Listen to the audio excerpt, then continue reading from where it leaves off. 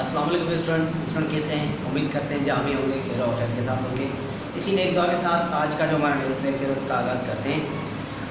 आज हम genetic biotechnology का जो हमारे पास जो ना 16 जो हमारा लेक्चर होने जा रहा है, इसके अंदर आज हमने genetic engineering and there uses, आज हमने जेनेटिक इंजीनियरिंग और उसके कौन कौन से यूजेस है, उसको हम कहाँ पर इस्तेमाल करते हैं, वो सारी चीज़ें इसके अंदर हमने डिस्कस करनी है। इससे पहले हमने प्रीवियस लेक्चर के अंदर, उससे जो पहले वाला लेक्चर था उसके अंदर भी हमने जेनेटिक इंजीनियरिंग का थोड़ा बहुत हमने जो ना इंट्रोड्यूस करवाया था, उसके बारे में थोड़ा बहुत पढ़ा था। इसके अंदर भी थोड़ा बहुत इसके बारे में देखेंगे कि इनके अंदर कौन कौन सी चीज़ें होती है।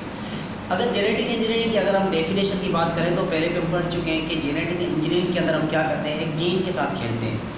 उसके अंदर क्या करते हैं कि किसी एक जानदार से हम जीन को निकालते हैं, दूसरे जानदार के अंदर उस जीन को हम क्या करते हैं, पुट करते हैं, फिर उस जीन से क्या करते हैं, डिफरेंट जो ना स्पेसिफिक प्रोडक्ट बनाते हैं जो हमारे जो ना इस्तेमाल के लिए होती है या फिर जो हमारे यूज़फुल होती है।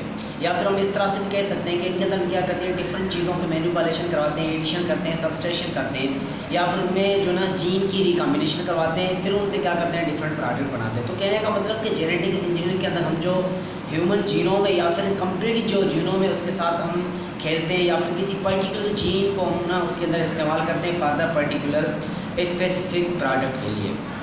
तो जेनेटिक इंजीनियरिंग की अगर हम यूजेस की बात करें तो इसके अंदर मोस्टली हमारे पास कुछ पॉइंटें लिखी हुई है। सबसे पहले हम जेनेटिक इंजीनियरिंग क्या करते हैं कि हमें जो प्रोटीन्स चाहिए, जो प्रोडक्ट चाहिए, हमें कैसे पता चलेगा कि इस प्रोडक्ट के लिए हमें जो ना कौन सी जो ना प्रोटीन चाहिए, कौन सी जीन चाहिए। तो सबसे पहले इसमें क्या करते हैं, identify the gene that produce protein of interest, कि हम जीन को आइडेंटिफाई करते हैं, फिर हम क्या करते हैं, उसी जीन से प्रोटीन ऑफ इंटरेस्ट जो हमारी मर्ज़ी की जो प्रोटीन होती है उनको बनाने के लिए हम क्या करते हैं, जो ना हम जीन को एक्सट्रैक्ट करते हैं। कहने का मतलब हम क्या करते हैं, एक जीन को हम क्या करते हैं, आइडेंटिफाई करते हैं, जो जीन जाके क्या बनाएगी, हमारे मर्ज़ी की प्रोटीन बनाएगी। उसके बाद उसी जीन को हम कट करेंगे from the sequence of the DNA. फिर क्या करेंगे, जैसे हमने जीन को हमने जो ना आइडेंटिफाई कर लिया, उसके बाद उसको डीएनए के अंदर जाके उसको हमने कट करना है, कट कर लिया, उसके बाद हम क्या करेंगे, उसी जीन को हम किसी दूसरे ऑर्गेनिज्म के अंदर क्या करेंगे, इनपुट करेंगे, लगाएंगे फॉर द प्रोडक्ट। अब किसी जानदार के अंदर लगाने के लिए हमें किसी ट्रांसपोर्टर की ज़रूरत है, वो जो क्या करे, उस जीन को लेके जाए उस जानदार के अंदर। तो वो जो ट्रांसपोर्टर होगा उसे हम क्या कहेंगे, वेक्टर कहेंगे। उसके बाद वो ट्रांसपोर्टर क्या करेगा, उस जीन को लेके जाएगा उस जानदार के अंदर, जिसका नाम क्या होगा, होस्ट होगा। उसके बाद क्या करेंगे, हम उस होस्ट को एक्टिवेट करेंगे ताकि वो होस्ट अपने आप को क्या करे, मल्टीप्लाई करे, रिप्लिकेट करे फॉर द डिज़ायरेबल प्रोटीन। जैसे वो अपने आप को मल्टीप्लाई करेगा, रिप्लिकेट करेगा, तो उसके अंदर हमने जीन इंजेस्ट की हुई है, तो वो जीन भी क्या होगी, मल्टीप्लाई होगी, जिससे क्या होगी, डिज़ायरेबल प्रोटीन बन जाएगी। फिर क्या होगा, जब हमारे पास वो डिज़ायरेबल प्रोटीन बन जाएगी, फिर हम उस डिज़ायरेबल प्रोटीन को क्या करेंगे, एक्सट्रैक्ट करेंगे। अब वो जो प्रोटीन हमें मिलेगी वो जो ना मिक्सचर के फॉर्म में होगी। फिर हम क्या करेंगे, उसे प्यूरीफाई करेंगे। प्यूरीफाई करने के बाद उसमें जो स्पेसिफिक या फिर खास जो प्रोटीन होगी उसे हम निकाल के फिर हम उसे क्या करेंगे, कोई प्रोडक्ट बनाएंगे, जैसे इंसुलिन बनाएंगे, फिर उसको यूज़ करेंगे थेरापिटिक डिफरेंट जो ना ड्रग्स में, या फिर जिस उसका जो भी काम होगा उसके अंदर हम उसको इस्तेमाल करेंगे। तो ये सारी चीज़ें जो लिखी हुई है, सारी चीज़ें मैंने यहाँ पर एक्सप्लेन करी हुई है, किस तरह से हम एक जानदार से जीन निकालते हैं, किस तरह से हम दूसरे जानदार के अंदर इनपुट करते हैं, फिर वो सारा प्रोसेस कौन करते हैं, ये सारी चीज़ें मैंने यहाँ पर लिखी हुई है। उससे पहले हमारे पास कुछ जेनेटिक टूल्स हैं कि कौन कौन से टूल्स इस प्रोसेस के अंदर जो ना इस्तेमाल होते हैं। सबसे पहले हमारे पास है रिस्ट्रक्शन एंजाइम। अब होता क्या है कि रिस्ट्रक्शन एंजाइम हमारे पास वर्क करता है एज ए सीजर, कि जब हमें प्रोटीन ऑफ इंटरेस्ट या फिर जीन हमें किसी डीएनए की सीक्वेंस में से निकालना होता है, फिर क्या करते हैं, उस जीन की हमें ना उस जीन को हमें कट करना होता है। अब ऐसा तो नहीं है कोई कैंची उठाकर हम उसको कट करें, उस डीएनए की सीक्वेंस में से उस जीन को कट करने के लिए हमें कोई स्पेसिफिक सीजर चाहिए, जिसका नाम होता है मॉलिक्यूलर सीजर। इसका नाम क्या होता है, मॉलिक्यूलर सीजर। क्योंकि हम मॉलिक्यूलर लेवल पे जाके उस जीन के ऊपर काम करें, मॉलिक्यूलर लेवल पे जाके हम काम करें, तो वहाँ पर जो सीज़र हम इस्तेमाल करेंगे वो कौन सी होगी, मॉलिक्यूलर सीज़र। उस मॉलिक्यूलर सीज़र का नाम क्या है हमारे पास, रिस्ट्रक्शन एंजाइम। रिस्ट्रक्शन एंजाइम इस पूरे प्रोसेस में हमारे पास एज अ सीज़र काम करेगा, काटने का काम करेगा। उसके बाद हमारे पास होगा डीएनए वेक्टर। डीएनए वेक्टर का काम क्या होता है कि वो जो हमने जीन बनाई हुई है, प्रोटीन हमने निकाली हुई है सीक्वेंस, उस सीक्वेंस को, उस प्रोटीन को वो क्या करेगा, इंजेस्ट करेगा दूसरे जानदार के अंदर, वो लेके जाएगा एज ए ट्रांसपोर्टर का, वो वहाँ पर काम करेगा। अब डीएनए वेक्टर हमारे पास यहाँ पर जो ना प्लास्मिड हो गया या फिर बैक्टीरियोफेज, ये दोनों एज ए वेक्टर यहाँ पर हमारे पास काम करेंगे। उसके बाद हमारे पास है डीएनए लाइगेज। डीएनए लाइगेज हमारे पास जो ना रिपेरेशन का काम करता है, कि हमने DNA सीक्वेंस से जीन को कट कर लिया, फिर उसको रिपेयर करना, या फिर जैसे हम जानदार के अंदर जो ना जीन लगाएंगे सही, उसके अंदर भी हम थोड़ी बहुत डिस्टर्बेंस करेंगे उसके DNA के अंदर, फिर डिस्टर्बेंस करने के बाद उससे भी क्या करना होता है, रिपेयर करना होता है। तो वहाँ पर रिपेयरेशन का काम पूर्ण करना होता है, DNA लाइगेज कर रहा होता है। तो ये सारी चीज़ें हम देखते हैं यहाँ पर। अब होता क्या है कि हमने मोस्टली हम क्या करते हैं कि इंसुलिन की हम क्या करते हैं, जो ना इंसुलिन की आर्टिफिशियली प्रोडक्शन करवाते हैं। अब इंसुलिन की आर्टिफिशियली प्रोडक्शन करने के लिए हम क्या करते हैं, किसी भी इंसान के अंदर जो इंसुलिन बनाने वाली जो प्रोटीन होती है, जो जीन होती है, उसे हम एक्सट्रैक्ट करते हैं। फ़र्ज़ करें ये हमारे पास एक इंसान है, इस इंसान से हम क्या करते हैं, जीन को एक्सट्रैक्ट करते हैं। फ़र्ज़ करें ये जीन जो है ये इंसुलिन बनाने वाली जीन है। अब किसी बाय मिस्टेक हमारी बॉडी के अंदर ये इंसुलिन बन नहीं रहा, अब आर्टिफिशियली हमने इंसुलिन को बनाना है, तो हम क्या करेंगे, इंसान से इस जीन को बाहर निकालेंगे, एक्सट्रैक्ट करेंगे।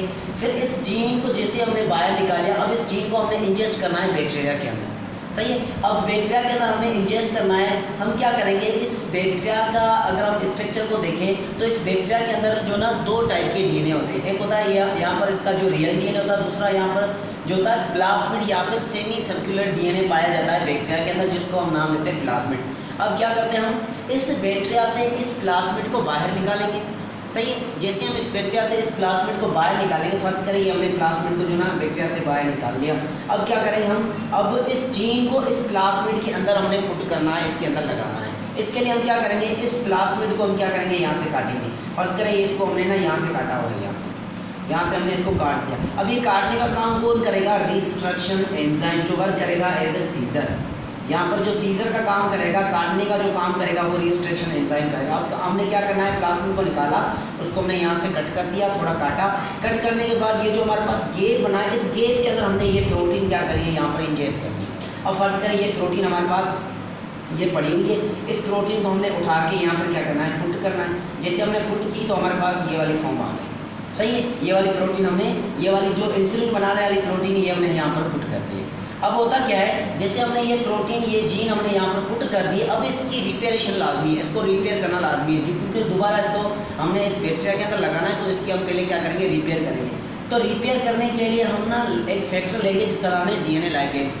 DNA लाइगेज क्या करेगा, जो हमने प्लाज्मिड को कट करा था या फिर उसके अंदर हमने जो जीन लगाई थी, उस जीन को ये क्या करेगा, इसके ऊपर लगा के इसको ना दोबारा रिपेयर करके ओरिजिनल शेप बिल्कुल जैसी थी वैसी इसको बना देगा। जैसे ये DNA लाइगेज इसको जो ना रिपेयर करेगा, रिपेयर करने के बाद हम क्या करेंगे, हमारे पास जो ना DNA वेक्टर होगा, DNA वेक्टर जो एज ए वेक्टर का काम करेगा, यहाँ पर प्लाज्मिड क्या करेगा, अब ये जो हमारे पास जो प्लाज्मिड जो हमारे पास ये बन गया है, प्लाज्मिड जो ना ये हमारे पास बन गया है, रिपेयर हो गया। अब ये प्लाज्मिड क्या करेगा, यहाँ से अपने आप को उठा के इस बैक्टीरिया के अंदर हम क्या करेंगे, पुट कर देंगे, सही है। यहाँ पे रिपेरेशन हो गई है। अब इस प्लाज्मिड को हम उठा के इस बैक्टीरिया के अंदर यहाँ पर हमने इसको क्या कर दिया है, पुट कर दिया है। जैसे हमने बैक्टीरिया के अंदर ये प्लाज्मिड दोबारा इसके अंदर लगा लिया, अब ये बैक्टीरिया अपने आप को क्या करेगा, मल्टीप्लाई करेगा, अपने आप को डिवाइड करेगा।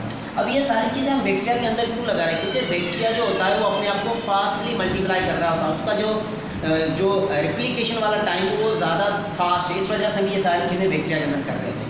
तो जैसे प्लाज्मिड हमने इस बैक्टीरिया के अंदर इंजेस्ट कर दिया, अब ये बैक्टीरिया अपने आप को क्या करेगा, मल्टीप्लाई करेगा या फिर डिवाइड करेगा। जैसे ही अपने आप को मल्टीप्लाई करेगा तो इसमें से बहुत सारी एग्जैक्ट कॉपी जो है बैक्टीरिया की बन जाएगी। तो हमारे पास बैक्टीरिया की सारी एग्जैक्ट कॉपी आ गई। इसके साथ हमने जो इसके अंदर प्लाज्मिड लगाया था या फिर जो जीन लगाई थी इंसुलिन वाली, वो भी इसके अंदर क्या हो जाएगी, रिप्लिकेट हो जाएगी। जैसे वो रिप्लिकेट हो जाएगी, फिर इस इंसुलिन से या फिर इस जीन से हम क्या करेंगे, जो है इंसुलिन बनाना शुरू कर देंगे, जो कि हमारे पास एज ए प्रोडक्ट आ जाएगी, एज ए प्रोडक्ट आ जाएगी। अब इस प्रोडक्ट को या फिर इस इंसुलिन को हम एज ए यूज़ करेंगे फॉर थेराप्टिक यूज़। हम ना इसको डिफरेंट डिजीज़ के लिए या फिर डायबिटीज़ के पेशेंट होते हैं जिनके अंदर इंसुलिन बन नहीं रहा होता, फिर उसके अंदर हम क्या करेंगे, ये इंसुलिन इंजेस्ट करेंगे, फिर उसका ग्लूकोज लेवल ब्लड के अंदर जो भी था वो क्या हो जाता है, मेंटेन होता है। तो ये सारी चीज़ें जो अगर हम देखें तो ये सारी चीज़ें किसकी वजह से हो रही है, जेनेटिक इंजीनियरिंग की वजह से हो रही है। कि हम एक जानदार के अंदर उसकी जीन के साथ खेल रहे हैं, उससे एक जानदार से जीन को निकाल रहे हैं, दूसरे जानदार के अंदर जीन को लगा रहे हैं, फिर उसी जीन से हम क्या कर रहे हैं, स्पेसिफिक कोई ना कोई प्रोडक्ट बना रहे हैं। तो ये सारी चीज़ हमारे पास जेनेटिक इंजीनियरिंग आ गई या फिर इनके यूज आ गए। तो उम्मीद करते हैं आपको हमारा ये लेक्चर अच्छा लगा होगा। अच्छा लगा तो प्लीज़ हमारे चैनल को लाइक करें, सब्सक्राइब